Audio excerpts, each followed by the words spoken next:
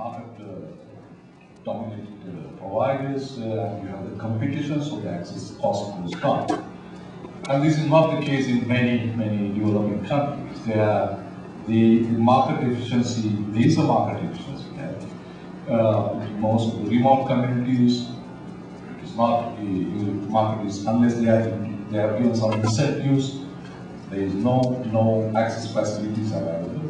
And the affordability of access in the country, you know that is to pay something like even like $10 equal to local currency in many developing countries for access per month would be possible when people earn less than $2 a day. So there is a market efficiency gap. Still, you can see a lot of internet cafes in numerous places. To me, the most important gap is what I would call the capability gap. This is the problem in most cases about the language. And I have collected some data about it. You can see the 81% of the content available in the internet are on top 10 languages. They exclude in most cases 290 of national languages.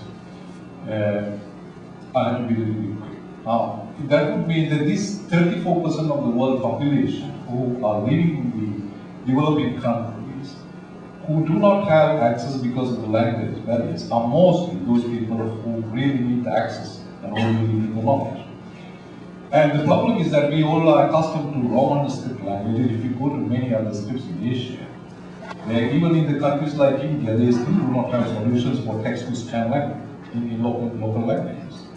And the translation, machine translation possibilities, they are not going to be developed by the market forces because there is no assurance or guarantees for their invention, and also the markets are not efficient in these areas. Now, what I would like to project very much is a concept that we are promoting with our projects throughout the world. What we call the community multimedia center. The specialty with this one is that we are trying to mix and match different technologies to provide the most convenient and most useful access to information. This model consists of 4 elements. One is that there is a community radio. This is very familiar technology. It's just talking. Anybody can use that. Exchange views, debate, discuss in their own language. Then you have the community access at the community radio, because normally radio stations are open from very early morning to late night. So people can come, and also the community radio broadcasters can use the content from the internet or enrich their programs.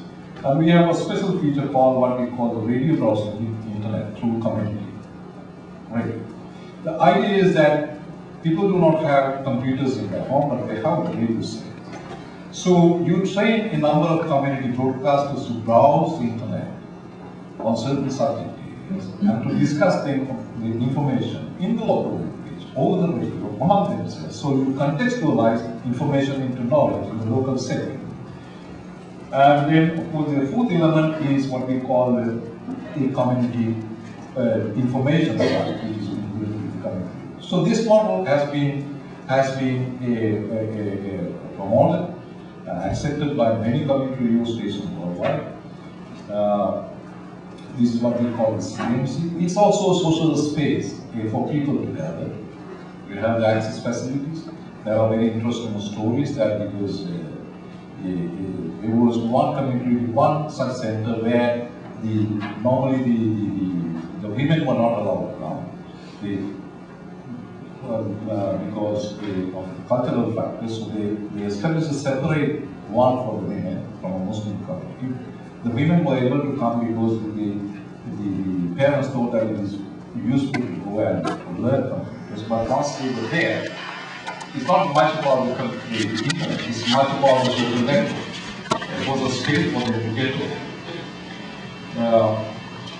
We have a number of CMCs. And what is important is, as a policy issue, is to scale up these solutions to the greatest possible extent. Unless you have a scale-up policy in countries, there is no use of talking about promoting education online, because People have no access facilities, no use of promoting e-health, all these kind of hype about what you can do will not happen unless you have the backbone and the centers necessary to use those facilities. I can point a number of examples how these centers are used by the teachers, how the educational achievement has gone up in the areas where these centers are, because the people can have, the teachers can have access to educational resources. Then of course there are a lot of research done on this project, they are available on the website.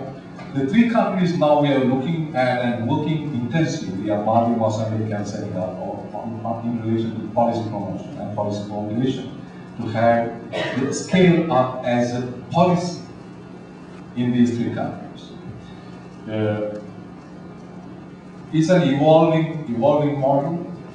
There are 25 countries involved right now. Now the strong focus is on knowledge workers. Now, a lot of contents are available, of course, in audiovisual form than in textual form. So of course, the one thing with the community radio is that you can sustain this because community radios are sustainable.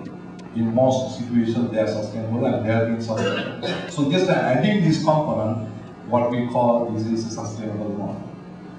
And you can configure this for a very little amount, something like this. This is an entire radio station which costs only 5,000, and just adding some computers to that. That is the model. So if you need more information on this, you can go to the website. There are very interesting stories on each of the sites, how they have been blocked, how they have been interacted.